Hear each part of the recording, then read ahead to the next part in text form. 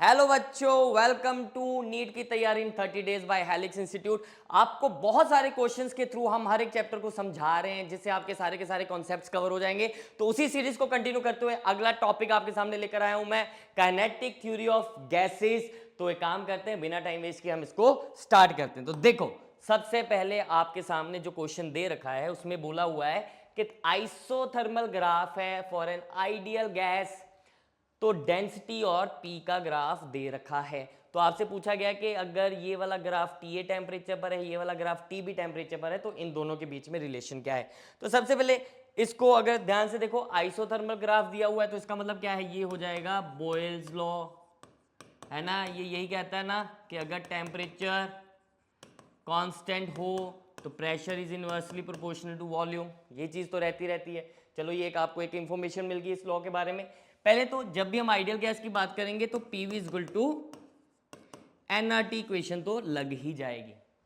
तो एक चीज ध्यान से देखना, इस तरह के क्वेश्चन आपको हर चैप्टर में मिल सकते हैं, कोई भी चैप्टर आ जाए, ठीक है। स्ट्रेस स्ट्रेन का भी ग्राफ आ सकता है, फोर्स टाइम का ग्राफ आ सकता है, कुछ भी आ सकता है। तो आपको क्या करना है, जब भी ऐसे क्वेश्चंस आएंगे और आपको टी ए टी बी का रिलेशन पूछा जाए या उस गिवन क्वेश्चन में जो भी आपसे पूछा जाए इस तरह के ग्राफ से, तो इन दोनों का पहले रिलेशन निकाल लिया करो और फिर स्लोप का यूज करके सॉल्व किया करो। कैसे, वो देखते हैं। देखो, पीवी इक्वल टू एनआरटी है, तो अगर मैं pressure into volume equal to number of moles को मैं क्या लिख सकता हूं, mass of gas divided by उसका molar mass into R into T. तो यहां से अगर मैं वॉल्यूम नीचे ले जाऊंगा तो mass by volume are T by molar mass बन जाएगा। क्लियर है। अब ये मास बाय वॉल्यूम क्या बना, डेंसिटी बन गई। तो प्रेशर का रिलेशन क्या आ गया, rho R T by M not. Clear है।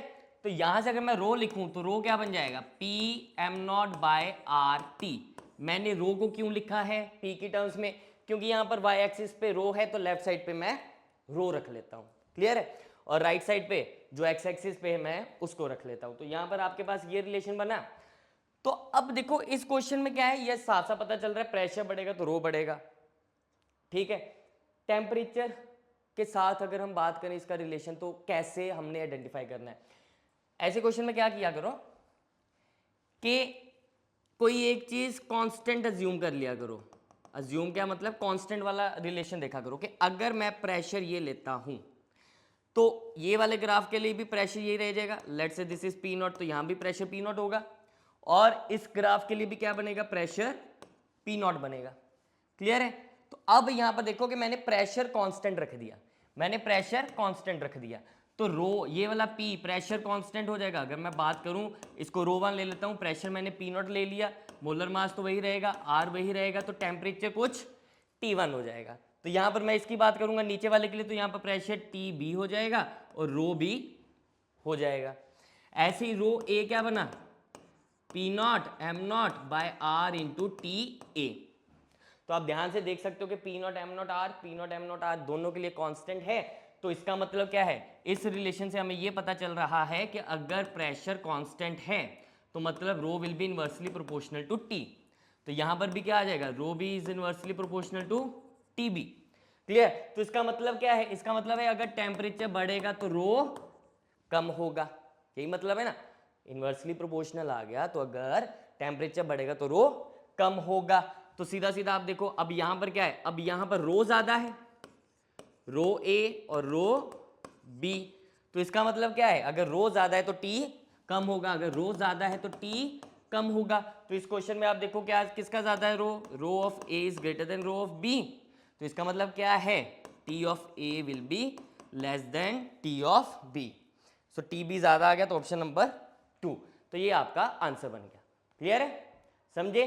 चलो अगला क्वेश्चन करते हैं। हाँ जी, तो इस क्वेश्चन में क्या दे रखा है हमें, the expansion of an ideal gas of mass M at a constant pressure P is given by the straight line D. मतलब कांस्टेंट प्रेशर पी पर अगर हम एक आइडियल गैस को एक्सपेंड करें तो उसका ग्राफ ये बनता है, जो ये डी वाला रिप्रेजेंट किया जा रहा है, ठीक।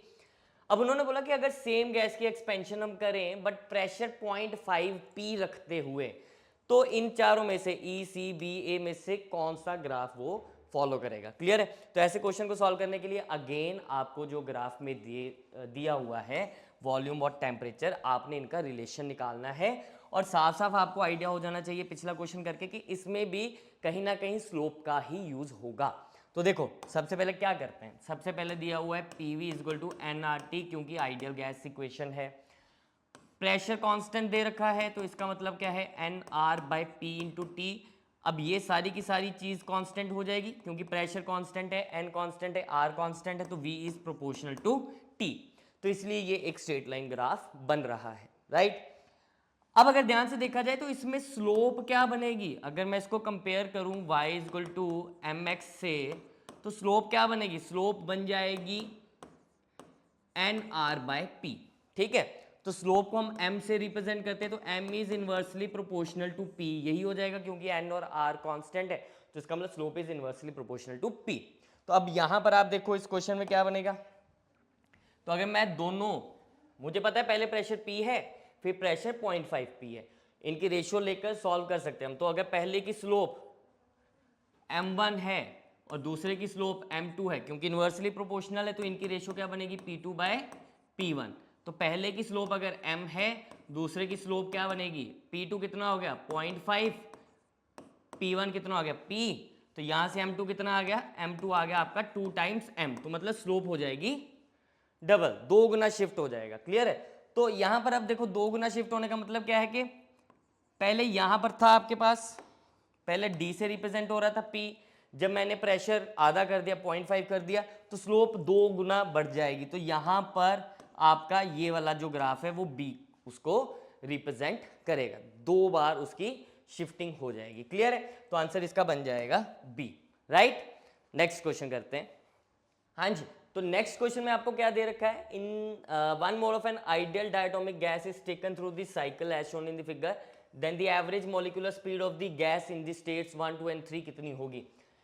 तो देखो आपको एवरेज मॉलिक्यूलर स्पीड पूछेगी, तो एवरेज मॉलिक्यूलर स्पीड का आपको फॉर्मूला पता होना चाहिए। तो अगर मैं फॉर्मूले की बात करूं तो एवरेज मॉलिक्यूलर स्पीड होती है √8RT/πm0। टी होता है आपका केल्विन में, m0 होता है मोलर मास, ठीक है। इसको एक और फॉर्म में लिख सकते हैं, अगर आपको मोलर मास ना दिया हो, एक मॉलिक्यूल का मास दिया हो, तो ये बन जाएगा √8, R की जगह K आ जाएगा और m0 की जगह स्मॉल m आ जाएगा। स्मॉल m क्या होता है, mass of 1 molecule of gas. Clear है, ये चीज का ध्यान रखना। इसके साथ साथ आपको ना मैं एक दो फॉर्मूले और बता देता हूं, क्योंकि आपको पता है कि मॉलिक्यूलर स्पीड जो है वो 3 तरह की होती है, एक एवरेज होती है जिसका फॉर्मूला हमने लिख लिया, फिर आ जाती है RMS। तो VRMS का फॉर्मूला क्या होगा, √3RT/m0। Again m0 molecular mass है, अगर आपको मॉलिक्यूलर मास ना दिया हो, मॉलिक्यूल का मास दिया हो, तो ये फॉर्मूला क्या बन जाएगा 3kT/m का रूट। क्लियर है। और एक हो जाती है मोस्ट प्रोबेबल स्पीड, उसका फॉर्मूला क्या बनता है 2RT/m0। और अगर अगेन मॉलिक्यूल का मास दिया हो तो 2kT/m। के सबको पता है बोल्ट्जमैन कांस्टेंट होता है। और मोस्ट प्रोबेबल स्पीड क्या होती है, ये वो स्पीड होती है जो सबसे ज्यादा नंबर ऑफ गैसेस के पास होगी। क्लियर है। ऐसा ही होता है ना कि मतलब गैस के अंदर बहुत सारे मॉलिक्यूल्स हैं, सब अलग अलग स्पीड से जा रहे होंगे, पर उनमें से एक स्पीड ऐसी होगी जो सबसे ज्यादा नंबर ऑफ मॉलिक्यूल्स के पास होगी, उसको हम कहते हैं मॉलिक्यूलर मोस्ट प्रोबेबल, ठीक है, VMP, राइट। अब इस क्वेश्चन को सॉल्व करना है, तो इस क्वेश्चन में देखो आपको एवरेज मॉलिक्यूलर स्पीड चाहिए, तो आपको ये फॉर्मूला लगाना पड़ेगा। अब एक ही गैस की बात हो रही है तो मोलर मास सेम रहेगा, 8R पाई सब कांस्टेंट होगा, तो V average is proportional to √T। तो आपको क्या मिला, V average is proportional to √T। तो इसका मतलब मैं पहले की एवरेज वेलोसिटी की रेशियो, दूसरे की एवरेज वेलोसिटी की रेशियो, वो क्या बन जाएगी, रूट ऑफ पहले का टेम्परेचर, रूट ऑफ दूसरे का टेम्परेचर, रूट ऑफ तीसरे का टेम्परेचर। तो अब अगर पिछले पेज पे जाएं तो हमें T तो दे नहीं रखा, हमें PV दिया हुआ है, तो आपको क्या करना पड़ेगा, आपको इनका यूज करके क्या निकालना पड़ेगा, टेम्परेचर निकालना पड़ेगा। तो ध्यान से देखो सबसे पहले कि स्टेट 1 ये है, स्टेट 2 ये है, स्टेट 3 ये है। तो स्टेट 1 में प्रेशर वॉल्यूम कितना है, P0 V0। तो अगर मैं यूज करूं PV इक्वल टू nRT, तो यहां पर प्रेशर P0 है, वॉल्यूम V0 है, nRT1 ये बन जाएगा। क्लियर है? अगर स्टेट 2 पे जाएंगे, स्टेट 2 पे प्रेशर 4 टाइम्स पी नॉट है, तो यहाँ पर प्रेशर क्या हो जाएगा 4 times P not volume we not, और ये बन जाएगा nRT2।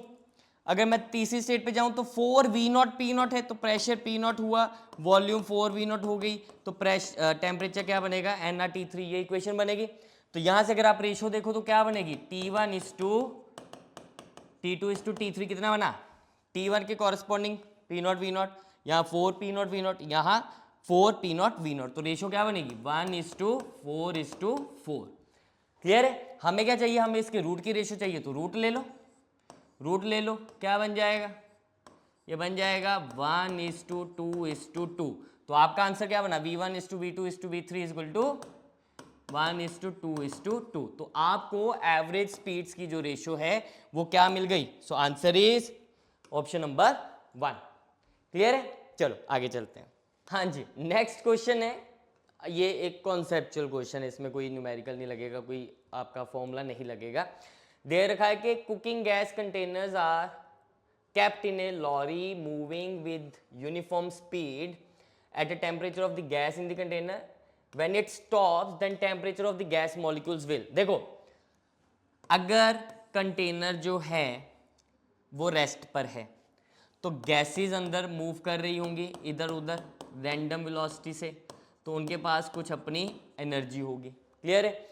अब अगर इसी को मैंने ऐसे पहिए लगाकर आगे भेज दिया, तो ये जो रैंडम वेलोसिटीज थी उनके अलावा जितनी वेलोसिटी से मैंने आगे भेजा वो वाली वेलोसिटी तो सबके पास आ जाएगी ना, वो भी तो वेलोसिटी सबके पास आएगी।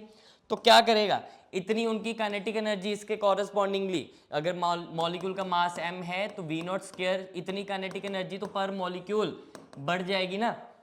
ठीक है, अब इसका उल्टा करते हैं, अब वो ऑलरेडी मूव कर रहा है कुछ स्पीड से, तो इतनी काइनेटिक एनर्जी उसके पास तो है ही है, साथ में रैंडम मोशन के कारण भी काइनेटिक एनर्जी है।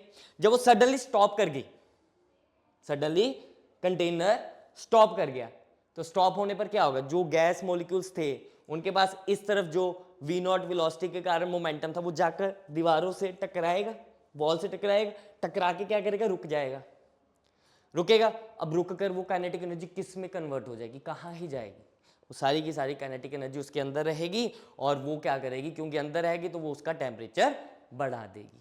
क्लियर है? तो इसलिए इसका आंसर क्या हो जाएगा, इंक्रीज स्लाइटली। क्लियर है? तो टेम्परेचर इसका बढ़ जाएगा। Next question is the mean free path of atoms is doubled at constant temperature, then pressure of the gas will. देखो मीन फ्री पाथ पहले क्या होता है, देखो ये एक कंटेनर है, कंटेनर के अंदर ये मान लो गैस मॉलिक्यूल्स क्या कर रहे हैं, रैंडम डायरेक्शन में मूव कर रहे हैं, कोई इधर जा रहा है, कोई इधर जा रहा है, कोई इधर जा रहा है, कोई इधर जा रहा है। ठीक है, अब होगा क्या कि इनके इधर उधर जाने से एक दूसरे के साथ कोलिजन भी होती है, तो जैसे ये मॉलिक्यूल यहाँ से इस तरफ जा रहा था, यहाँ पहुँचा तो इतना डिस्टेंस कवर करके उसने कोलिजन कर ली, फिर उसके बाद कोलिजन के बाद कहीं इधर आ गया तो फिर जल्दी कोलिजन कर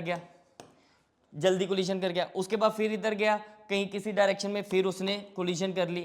तो हर बार हर कोलिजन के बीच में, हर दो कोलिजन्स के बीच में वो डिस्टेंस जो है वो सेम तो कवर नहीं करेगा। क्लियर है? तो अब obviously free path, mean free path का मतलब क्या है कि कितना पाथ फ्रीली वो कवर कर पा रहा है बिना किसी कोलिजन के।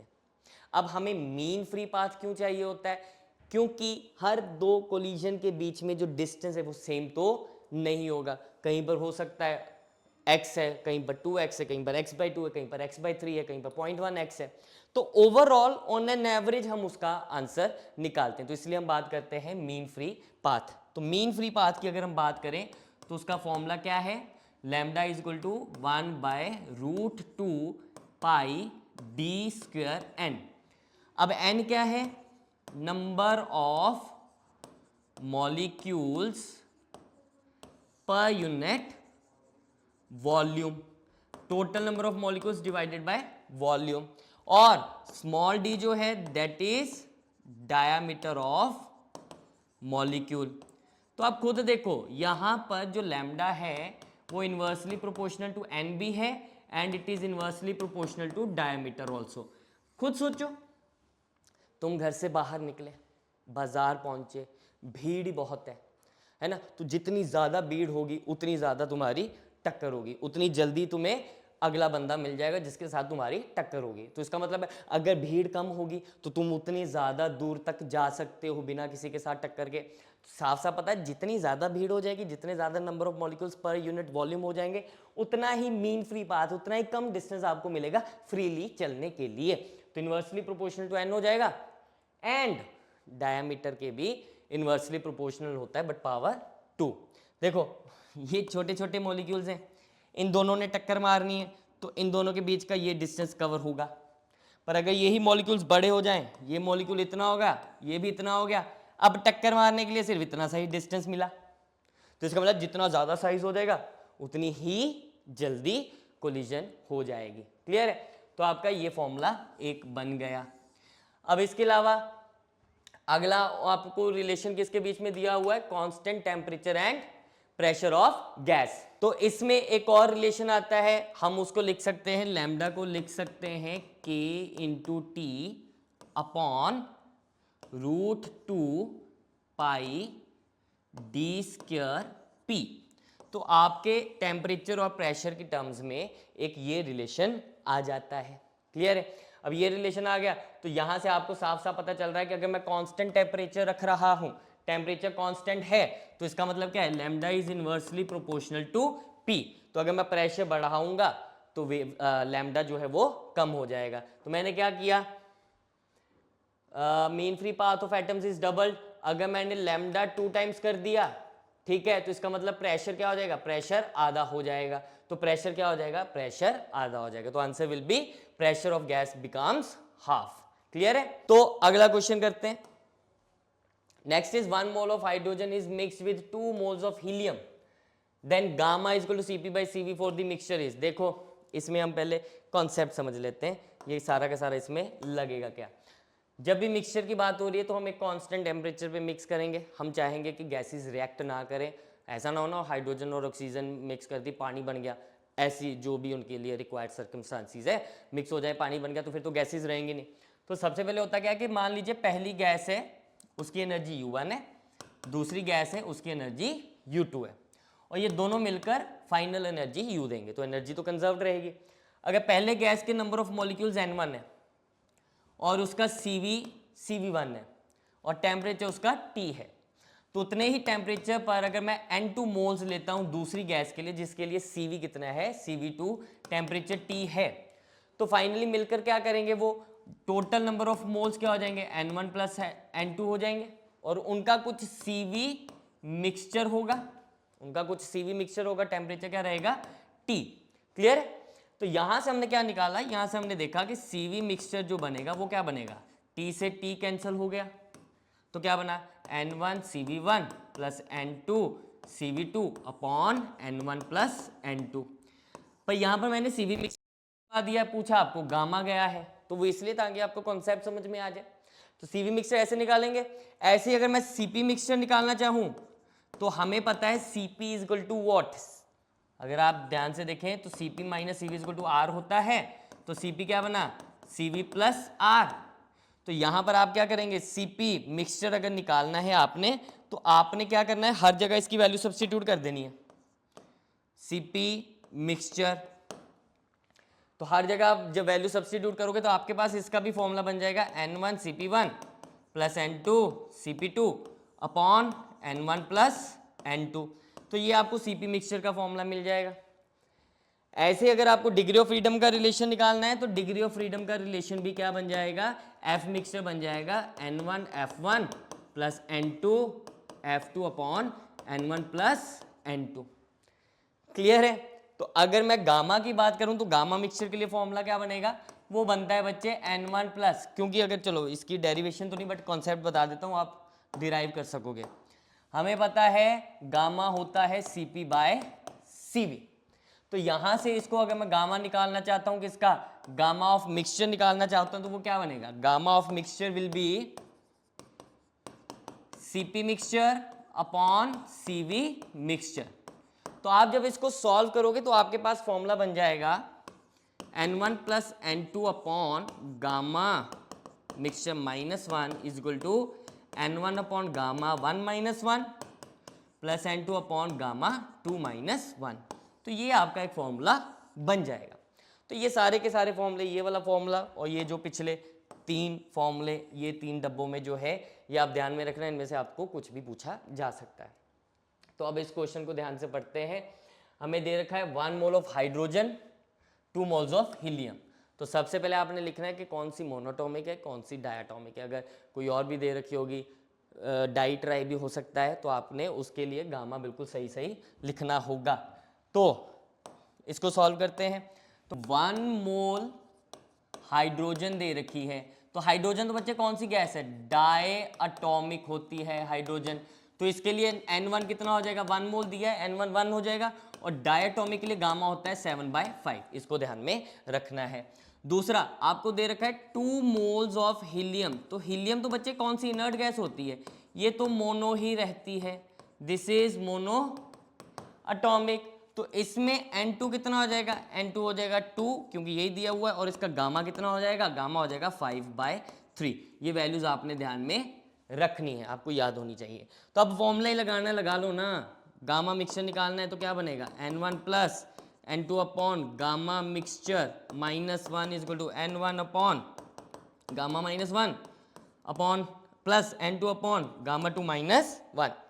अरे कर लो कैलकुलेशन। कैसे देख रहे हैं सर, वैल्यूज डालेंगे सर, सॉल्व करना सिखाएंगे सर, हमें मैथमेटिक्स के बेसिक ऑपरेशन सिखाएंगे। मैं नहीं सिखा रहा, मुझे नहीं आता, मैं यहीं पर कैलकुलेशन बंद कर दूंगा। ये क्या बन जाएगा, N1 की वैल्यू 1 दे रखी है, ये 7/5 -1 प्लस आगे क्या दे रखा है, N2 कितना है 2 अपॉन 5/3 -1। आगे नहीं आती कैलकुलेशन मुझे, अपने आप कर लो। अरे करो, पॉज करो, सॉल्व करो। बदतमीज अभी भी देख रहे हैं कि सर सॉल्व कर देंगे। यार क्या करते हो तुम लोग, 1 अपॉन 7 -5 2, तो ये ऊपर आ जाएगा 5, ये 2 प्लस 3 ऊपर आ गया, डिवाइडेड बाय 5 -3 2। तो इसको सॉल्व करोगे तो गामा मिक्सचर आपका आ जाएगा 17/11।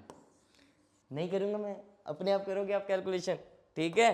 क्या बन जाएगा, 17/11। अच्छा एक चीज का ध्यान रखना, 17/11 जो वैल्यू है ना, ये देखना आप, ये ना लाई करेगी 7/5 एंड 5/3 के बीच में। ये 1.67 बनेगा, ये 1.4 बनेगा, और 17/11 जो है इन दोनों के बीच में आएगा। तो हमेशा ध्यान रखना ये गामा 1 एंड गामा 2 के इन बिटवीन ही रहेगा। क्लियर है। गामा 1 7/5 तो 1.4 होगा, तो इसको हम उल्टा लिख देते हैं, यहाँ पर गामा 2 कर देते हैं और यहाँ पर गामा 1 कर देते हैं। मतलब बेसिकली तुम लोगों को इस चीज़ का ध्यान रखना है कि जो गामा मिक्सचर आएगा दोनों के गामा के बीच में ही कहीं रहेगा। क्लियर है। अगला क्वेश्चन बहुत ही बढ़िया है, दिया हुआ है कि in the below graph for a given mass of a gas as temperature increases, तो वॉल्यूम बताइए क्या करेगी। तो देखो अगर आपको ये लग रहा है कि हाँ जी P और T डायरेक्टली प्रोपोर्शनल है तो वॉल्यूम कांस्टेंट हो जाएगी, तो आंसर टिक करो, फर्स्ट ऑप्शन आंसर बन जाएगा। तो गलत कर रहे हो। क्यों, ध्यान से देखो, ये जो ग्राफ है ये ओरिजिन से पास नहीं कर रहा, ओरिजिन से पास नहीं कर रहा, तो इसका मतलब है यहां पर वॉल्यूम कांस्टेंट नहीं होगी। तो कैसे कर सकते हैं, देखो जो दिया हुआ उसके हिसाब से चलते हैं। क्योंकि ये ओरिजिन से पास नहीं करी तो ये कहीं ऐसे जाएगा, कुछ ना कुछ ऊपर कांस्टेंट होगा, y इंटरसेप्ट होगा। तो यहां पर अगर मैं p की इक्वेशन लिखूं, अगर मैं यूज करूं y is equal to mx plus C, mx plus C, तो यहाँ y की जगह p आ जाएगा, स्लोप होगी, x की जगह क्या आ जाएगा, t आ जाएगा, प्लस सम कांस्टेंट आ जाएगा। क्लियर है, ठीक है। अब अगर मैं बात करूं यहाँ पर मुझे वॉल्यूम चाहिए, तो वॉल्यूम कैसे लेकर आऊं, तो वही एक इक्वेशन जो हमारी हर बार हमारी हेल्प करती है। तो PV is equal to nRT से आपको क्या चाहिए, आपको P नहीं चाहिए, आपको टेम्परेचर बढ़ाने पर वॉल्यूम पूछी जा रही है क्या कर रही है, तो P को एलिमिनेट कर दो, V और T का रिलेशन ले आओ। तो क्या करेंगे, P की जगह ये भर देते हैं, क्या बना MT plus C some constant into V is equal to nRT। Clear है। तो यहां से वॉल्यूम क्या बनी, nRT upon MT plus C, M और C दोनों स्लोप, M स्लोप हो गया और C एक कांस्टेंट हो गया। तो काम करते हैं, T ऊपर भी है नीचे भी है, तो T को ऊपर नीचे डिवाइड कर देते हैं। तो ये बन जाएगा NR अपॉन T, नीचे गया तो ये M आ गया प्लस C/T। तो यहां से अब आपका आंसर निकलेगा बहुत ही इजीली। ध्यान से देखो, इस चीज पे देखो, अगर मैं c/t लिया हुआ है मैंने, अगर मैं t इंक्रीज करता हूं तो c/t क्या करेगा, डिक्रीज करेगा, हाँ कि ना। अगर t बढ़ा रहा हूं, अगर t इंक्रीज करूंगा तो c/t डिक्रीज कर जाएगा। तो आप ध्यान से देखो, वॉल्यूम में हमारे पास क्या है, nr/m प्लस c/t। तो मैंने क्या किया, मैंने t को इंक्रीज किया तो c/t डिक्रीज कर गया, c/t डिक्रीज कर गया। तो c/t डिक्रीज होने का मतलब है कि ये पूरा का पूरा m प्लस c/t, ये पूरा का पूरा भी डिक्रीज कर जाएगा। अरे m तो उतना ही है, c/t कम हो गया तो अब m में कम चीज ऐड हो रही है तो m प्लस c/t कम हो जाएगा। अगर ये कम हो रहा है तो ऑब्वियसली पूरी की पूरी क्वांटिटी nr को मैं कम वैल्यू से डिवाइड करूंगा। पहले 10 से कर रहा था, 5 से कर रहा हूं, तो अगर कम वैल्यू से डिवाइड करूंगा तो वॉल्यूम क्या कर जानी चाहिए, वॉल्यूम कर जानी चाहिए इंक्रीज। ठीक है, समझे बात। तो आंसर इसका क्या हो जाएगा, वॉल्यूम इंक्रीजेस। क्लियर है। अच्छा क्वेश्चन था, इक्वेशन बनाकर करने वाला था, और ये आपको अभी भी नजर आ गया होगा कि ये तो आपको कहीं पर भी किसी भी रिलेशन में इसको लेकर आने का यूज आता ही रहता है। ठीक है, चलो आगे चलते हैं। हाँ जी, अगला क्वेश्चन है, ring shaped tube contains equal masses of two ideal gases of molar mass this and this separated by one fixed partition PQ and another freely movable stopper RS. If the temperature in the ring is same everywhere then angle theta is. अब आप सोच रहे होगे कि ये क्या question डाल दिया, क्या बदतमीजी है सर। कुछ नहीं है, आसान क्वेश्चन है। जो दिया हुआ है सबसे पहले वो लिख लो। उन्होंने दिया तो दोनों के मासेस इक्वल हैं, m1 इक्वल टू m2, और उन्होंने बोला देखो इस तरफ गैस को मान लो m1, मान लो क्या ये दे रखी है, और इस तरफ m2 है। अब आपको क्या दिया है, आपको टोटल मासेस भी उनके सेम दे रखे हैं, और यहाँ का टेम्परेचर और यहाँ का टेम्परेचर भी सेम है। क्यों, क्योंकि हर जगह उन्होंने बोला टेम्परेचर सेम है, और ये फिक्स्ड है, तो मतलब ये तो कहीं इधर उधर मूव नहीं करेगा, और ये मूवेबल है, ये मूवेबल है। इसका मतलब क्या कि अगर एक तरफ प्रेशर ज़्यादा हो जाएगा तो ये दूसरी तरफ मूव करेगा, दूसरी तरफ मूव करेगा तो ये गैस की वॉल्यूम कम होती जाएगी, वॉल्यूम कम होती जाएगी तो उसका प्रेशर बढ़ता जाएगा, क्योंकि टेम्परेचर तो सेम रखा हुआ है ना। ठीक है ना, pressure is inversely proportional to volume हो जाएगा, क्योंकि टेम्परेचर हर जगह सेम रहेगा। तो इसका मतलब यहाँ की वॉल्यूम कम होती जाएगी, प्रेशर बढ़ता जाएगा। तो प्रेशर बढ़ने से क्या होगा, प्रेशर बढ़ने से फाइनली इसका प्रेशर और इसका प्रेशर कहीं ना कहीं जाकर बैलेंस हो जाएगा। तो उन्होंने ये थीटा वही दिया हुआ है कि यहां पर आकर क्या आ गया, इक्विलिब्रियम हो गया। क्लियर है, इक्विलिब्रियम हो गया। तो आपसे पूछा गया कि एंगल थीटा की वैल्यू क्या होगी, तो देखो जो जो दिया है उसको यूज कर लेते हैं। तो इसका मतलब सबसे पहले मुझे यहाँ का प्रेशर P1 लिया है, यहाँ का प्रेशर P2 लिया, तो इन दोनों को करना पड़ेगा इक्वल। तो P1 is equal to P2। अब P कितना आ जाएगा, अगेन इसी को यूज करेंगे, P is equal to nRT, तो ये बन जाएगा N1RT1/V1, और दूसरी तरफ क्या बन जाएगा, N2RT2/V2। यही बना। T क्योंकि हर जगह उन्होंने क्या दिया हुआ है, हर जगह टेम्परेचर कांस्टेंट है, तो T1 is equal to T2, तो ये तो हो गए कैंसल, और R भी कट जाएगा, तो क्या बचा, N1/V1 is equal to N2/V2। Clear है। अब उन्होंने बोला इक्वल मासेस है, तो यहां पर N1 एंड N2 चाहिए हमें, और V1 एंड V2 चाहिए हमें। तो कैसे निकलेंगे, देखो N1 क्या हो जाएगा, जो उसका मास दे रखा है डिवाइडेड बाय उसका मोलर मास। क्लियर है। तो M अगर मास, टोटल गैस का M मास ले लेते हैं, तो मोलर मास M1 कितना दे रखा है, 32। सिमिलरली N2 क्या हो जाएगा, जो गैस का मास दे रखा है, क्योंकि सेम मास दे रखा है दोनों का, तो M मान लेते हैं डिवाइडेड बाय M2 कितना है, 28 मोलर मास, तो ये M/28 बन गया। क्लियर है, दोनों की वैल्यू मिल गई। तो यहाँ पर रेशो ले लेते हैं, यहाँ पर क्या बन जाएगा, N1/N2 will be equal to V1/V2। तो इस जगह से N1/N2 कितना आएगा, N1/N2 कितना आ गया, N1/N2 will be equal to 28/32। Clear है। तो इसको लिख लेते हैं हम क्या, 28/32। अब V1/V2 इज इक्वल टू 28/32। अब मुझे वॉल्यूम निकालनी है। वॉल्यूम कैसे निकालेंगे, फिगर पे वापस जाइए। देखो एरिया ऑफ क्रॉस सेक्शन हर जगह सेम होगा, तो ये वॉल्यूम कितनी मिलेगी, जो इसकी लेंथ होगी उसको मैं एरिया ऑफ क्रॉस सेक्शन से अगर मल्टीप्लाई कर दूं तो मुझे आंसर मिल जाएगा, हाँ कि ना, यही बनेगा ना। तो हमें क्या करना है, हमें यहाँ का बेसिकली ये एरिया अज्यूम करते हुए आंसर निकालना है।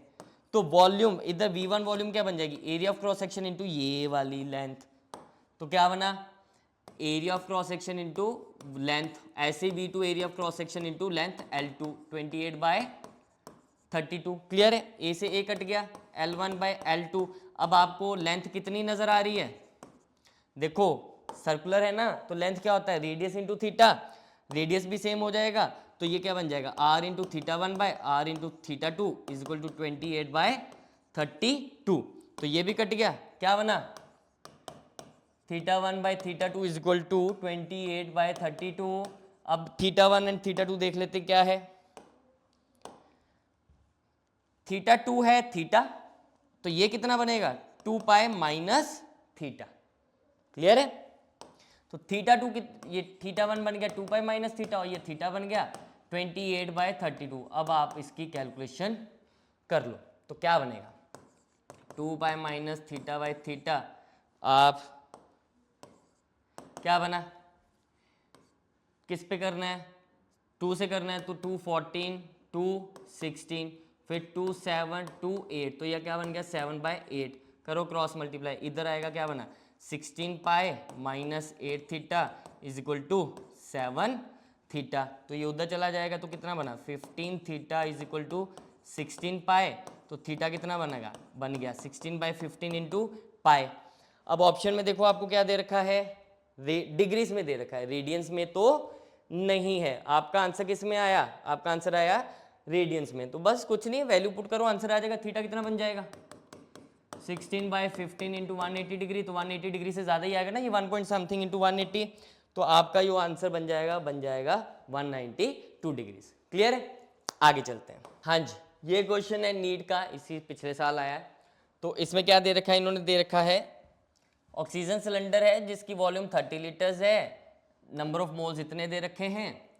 After some oxygen is withdrawn from the cylinder, its gauge pressure drops to 11 atmospheric pressure, मतलब फाइनल प्रेशर दे रखा है एट टेम्परेचर 27 डिग्री सेल्सियस, मतलब temperature throughout 27 degree Celsius रह रहा है। तो उन्होंने पूछा बताइए कितना मास ऑफ ऑक्सीजन सिलेंडर से बाहर निकला, तो क्या कॉन्सेप्ट लगना चाहिए, बोलो सोचो। गैस है ऑक्सीजन कंटेनर के अंदर, कुछ बाहर निकल गई, तो अगर मुझे ये पता चल जाए कि कितने मोल्स बाहर निकले हैं तो मैं उसका मास निकाल सकता हूँ। मोल से क्यों बोला, क्योंकि यहाँ पर आपको प्रेशर वॉल्यूम टेम्परेचर वगैरह दे रखा है, तो PV is equal to NRT से आपको इनिशियल मोल्स और फाइनल मोल्स निकालने, उनका डिफरेंस लेना है और आपका आंसर बन जाएगा। कैसे, देखो, तो देखो यहाँ पर हमें इनिशियल मोल्स तो ऑलरेडी दे रखे हैं, इनिशियल मोल्स ऑलरेडी दे रखे हैं कितने 18.20, तो इसका मतलब मुझे क्या करना है, मुझे सिर्फ फाइनल मोल्स निकालने हैं। तो फाइनल मोल्स के लिए क्या करना है, PV इक्वल टू NRT। तो देखो final pressure, final volume, final number of moles, final temperature. तो आपको उन्होंने दे रखा है कि गॉज प्रेशर जो है वो 11 एटमॉस्फेरिक प्रेशर हो गया। तो सबसे पहले तो गॉज प्रेशर क्या होता है, गॉज प्रेशर होता है absolute pressure minus atmospheric pressure. तो आपको PV इक्वल टू NRT में एब्सोल्यूट प्रेशर यूज करना होता है, तो वो क्या बन जाएगा, pressure of gauge pressure plus ATM pressure of atmosphere. तो ये क्या बन जाएगा, ये बन जाएगा 11 + 1, तो 12 ATM हो जाएगा फाइनल प्रेशर जो हमने यहां पर यूज करना है। और वॉल्यूम कितनी होगी, क्योंकि कंटेनर की वॉल्यूम तो फिक्स्ड है, वो तो चेंज नहीं होगी, गैस उतनी ही वॉल्यूम ऑक्यूपाई कर लेती है जिस कंटेनर में वो होगी, जितनी वॉल्यूम कंटेनर की होगी। तो बस अब सब दे रखा है, हमें फाइनल प्रेशर मिल गया, वॉल्यूम 30 लीटर्स है, उसको मीटर क्यूब्स में कन्वर्ट करेंगे, टेम्परेचर 27 मतलब 300 केल्विन दे रखा है, और N2 हमने फाइंड करना है। तो क्या बनेगा, P2 हो गया 12 एटमॉस्फेरिक प्रेशर, तो 1.01 इंटू 10⁵ लेंगे इसको, क्योंकि इन्होंने क्वेश्चन में दे रखा हुआ है, इतनी वैल्यू यूज करो, ठीक है। P इंटू वॉल्यूम 30 लीटर्स है, तो 30 इंटू 10⁻³ मीटर क्यूब्स, तो ये PV equal to N2, R उन्होंने बोला हुआ है कि 100/12 यूज करो, तो 100/12 यूज कर लेते हैं into temperature 300 kelvin. Degree Celsius में दे रखा है 27, आपको केल्विन में यूज करना है, ठीक है। तो यहाँ से N2 की वैल्यू जो आ जाएगी आपकी वो 14.6 मोल्स के आसपास आएगी। क्लियर है? तो आपका जो delta N change in moles आएगा वो कितना बनेगा, इनिशियल माइनस फाइनल। तो ये 18.2 माइनस 14.6 आ जाएगा, तो ये नियरली आपकी 3.6 के अराउंड वैल्यू आ जाएगी। तो इतने नंबर ऑफ मोल्स जो हैं वो क्या हो गए, कंटेनर से शुर बाहर निकल गए। क्लियर है? कंटेनर से बाहर निकल गए। तो अब आप देखो 1 मोल ऑफ ऑक्सीजन का मास कितना है, 32 ग्राम। तो 3.6 का कितना हो जाएगा, क्या बन जाएगा, 32 इंटू 3.6। तो वो आपका आंसर बन जाएगा इतना, 116 ग्राम्स। तो ऑप्शन में दे रखा है केजीज में। क्लियर है? तो ये आपका आंसर क्या बन जाएगा, 116 ग्राम्स के अराउंड बनेगा। तो जिसको मैं क्या लिख सकता हूं, 0.116 kg. So this will be the change in mass. This will be the change in mass. Clear है? अगला क्वेश्चन करते हैं। Next question again NEET 2025। Easy है पढ़ने में, लेंथ अगर क्वेश्चन की ज़्यादा है तो इसका मतलब ये नहीं है कि वो क्वेश्चन डिफिकल्ट है। पढ़ लिया करो, अच्छे से पढ़ लिया करो, ठीक है। अब उन्होंने बोल रखा है एक चैम्बर है, इट हैज़ टू, मतलब अ कंटेनर है, it has 2 chambers of volume V1 2 litres and V2 3 litres. मतलब इसको 2 हिस्सों में बांट दिया, V1 एंड V2। क्लियर है? साथ साथ वैल्यू लिख लो, V1 हो गई 2 लीटर्स, V2 हो गई 3 लीटर्स, ठीक है। And separated by a partition made of thermal insulator. तो मतलब कोई भी एनर्जी इधर उधर नहीं जाएगी। क्लियर है? तो these chambers contains N1 equal 5, इसके पास 5 मोल्स हैं और इसके पास 4 मोल्स है of an ideal gas at pressure P1 1 atm हो गया, और ये प्रेशर P2 कितना हो गया, 2 atm। प्रेशर कितना हो गया, 2 atm। क्लियर है? When the partition is removed, the mixture attains an equilibrium pressure of, obviously जब मैं पार्टीशन हटा दूंगा तो गैस इधर उधर जाएगी, तो सारी की सारी कंटेनर में गैस आ जाएगी। क्लियर है? तो होगा क्या, अब इसमें कौन सा कॉन्सेप्ट लगना चाहिए, देखो ऑब्वियसली इसका टेम्परेचर कुछ T1 होगा, इसका टेम्परेचर T2 होगा, क्योंकि ये थर्मल इंसुलेटर से सेपरेटेड है, तो दोनों का टेम्परेचर तो सेम नहीं होगा। पर जब ये मिक्स हो जाएंगी तो फाइनली प्रेशर भी सेम होगा। फाइनली सारी गैस पूरी की पूरी कंटेनर में चली जाएगी तो वॉल्यूम भी सेम हो जाएगी, और फाइनली उनका टेम्परेचर भी सेम हो जाएगा। क्लियर है? और एक चीज और सेम होगी, अगर यहाँ पर N1 मोल्स थे, यहाँ पर N2 मोल्स थे, तो यहाँ पर टोटल नंबर ऑफ मोल्स कितने बनेंगे, N1 प्लस N2। तो इस क्वेश्चन में आपको क्या करना होगा, आपको N1 प्लस N2 को कंजर्व करना है। तो देखो सीधी सी बात, सबसे पहले अगर यहाँ पर फाइनल मोल्स N है तो N कितना हो जाएगा, N1 प्लस N2। तो आपको N1 कितना दे रखा है 5, N2 कितना दे रखा है 4, तो ये क्या बन गया 9। तो नंबर ऑफ मोल्स कितने हो गए 9। अब मुझे क्या चाहिए, अब मुझे चाहिए फाइनल प्रेशर, तो obviously final PV equal to final nRT लगाऊंगा। क्लियर है? मुझे फाइनल वॉल्यूम पता है, मुझे फाइनल N पता है, अगर मुझे फाइनल T पता चल जाए तो मुझे फाइनल P पता चल जाएगा। अब फाइनल T कैसे निकालना है, पहले इसको थोड़ा सा और लिखते हैं, इसमें वैल्यूज सब्स्टिट्यूट कर देते हैं। तो क्या बनेगा, प्रेशर हमने फाइंड करना है, फाइनल वॉल्यूम कितनी है बच्चे, ये 2 थी, ये 3 थी, तो मिलकर टोटल 5 लीटर्स हो जाएगी। 5 लीटर्स है तो लीटर्स को मीटर क्यूब में कन्वर्ट करना पड़ेगा, तो क्या बनेगा 5 इंटू 10⁻³ ये PV हो गया, N कितना है 9, R into final temperature. Clear है? अब मुझे फाइनल टेम्परेचर चाहिए, कैसे निकालेंगे, सोचो।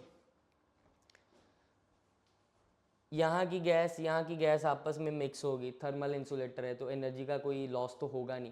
तो इसका मतलब जिसकी जितनी इसकी इंटरनल एनर्जी होगी और जितनी इसकी इंटरनल एनर्जी होगी, फाइनली इंटरनल एनर्जी उतनी ही रहेगी। तो कंजर्वेशन ऑफ इंटरनल एनर्जी का कॉन्सेप्ट लगेगा। तो मतलब पहले के नंबर ऑफ मोल्स, पहले का CV इंटू उसका टेम्परेचर, प्लस दूसरे के नंबर ऑफ मोल्स, दूसरे का CV इंटू दूसरे का temperature T2, that should be equal to final number of moles into CV of जो फाइनल मिक्सचर बनेगा इंटू T। अब देखो खुद कि गैस तो सेम ही है दोनों तरफ, तो उनका CV सेम होगा, और जो अगर दो गैसेस सेम ही मिक्स हो रही हैं तो उनका मिक्सचर भी सेम होगा, तो ये तो आपस में कट जाएंगे। तो क्या बनेगा N1 T1 plus N2 T2 is equal to N into T। तो N1 कितना दिया है 5 और ये 4, तो 5 इंटू T1 प्लस, एक काम करते हैं यहाँ पर इसकी वैल्यू सब्सटीट्यूट नहीं करते, हम एक काम करते हैं यहाँ पर अगेन ये इक्वेशन यूज करते हैं, PV इजक्वल टू NRT। तो पहले का N1 T1 क्या बन जाएगा, NT कितना बन जाएगा, P1 V1 बाय R। इसके लिए क्या बन जाएगा, P2 V2 by R is equal to 9 times T। Clear है। तो प्रेशर पहले का क्या दे रखा है, 1 ATM और ये 2 ATM। तो यहाँ पर 1 ATM, वॉल्यूम 2 लीटर्स है, तो 2 into 10⁻³ divided by R plus दूसरे का प्रेशर कितना दे रखा है, 2 ATM और वॉल्यूम कितनी दे रखी है, 3 लीटर्स। वॉल्यूम कितनी दे रखी है, 3 लीटर्स। तो क्या बन जाएगा, 2 ATM and volume is 3 litres divided by R is equal to 9T। तो यहां से आपको T की वैल्यू मिल जाएगी। क्लियर है। कितनी मिल रही है, 2 + 6 8 into 10⁻³ by R is equal to 9T। तो T की वैल्यू कितनी आ गई, 8/9 R इंटू 10⁻³ अब ये वैल्यू आपने कहाँ सब्सटीट्यूट करनी है, इस इक्वेशन में सब्सटीट्यूट करनी है। क्लियर है। इक्वेशन नंबर 1 में 2 की वैल्यू सब्सटीट्यूट कर दो तो क्या बनेगा बच्चे, देखो 5P into 10⁻³ is equal to 9R, T की वैल्यू 8/9R इंटू 10⁻³। तो ये तो कट गया, 9 से 9, R से R कट गया, तो P कितना आ गया, 8/5। आंसर आ गया, आंसर आ गया। तो दिखने में क्वेश्चन डिफिकल्ट लगता है पर आपको चीज़ें ध्यान से समझनी है। तो बेसिकली इस क्वेश्चन में हमने क्या कॉन्सेप्ट सीखा, इस क्वेश्चन में हमने कॉन्सेप्ट सीखा कि जब भी कोई बीच में पार्टीशन वगैरह आ जाती है तो और पार्टीशन हटाएंगे तो वो मिक्स होंगे, तो बेसिकली वहाँ पर आपने कंजर्वेशन ऑफ मोल्स लगा देनी है। Moles, number of moles of gas तो नहीं बदलेंगे, नंबर ऑफ मोल्स तो गायब नहीं होंगे क्योंकि गैस कहीं बाहर एस्केप नहीं हो रही, जैसे हमने पहले क्वेश्चन में किया था। क्लियर। तो ये आपका KTG था। इसके अलावा आपको बाकी जितने भी चैप्टर्स है, सिंपल हार्मोनिक वेव्स या बाकी चीज़ें जो आ जाती हैं आपकी, gravitation, rotation, KTG, thermodynamics, KTG तो मैंने करवा दिया है ना, तो सारे के सारे चैप्टर्स आपको मिल जाएंगे। 12th के चैप्टर्स भी आ रहे हैं, तो आप इन्हीं क्वेश्चंस के थ्रू प्रैक्टिस करते हुए अपने आंसर्स, कॉन्सेप्ट्स स्ट्रॉन्ग कर लो। ठीक है। तो हेलिक्स की इस सीरीज को अच्छे से फॉलो करो, कमेंट करके बताया करो कैसी लग रही है वीडियो, और सब्सक्राइब कर लो, अपने बाकी दोस्तों के साथ भी शेयर करो। ठीक है। अगले लेक्चर में मिलते हैं। बाय बाय बच्चा, टेक केयर।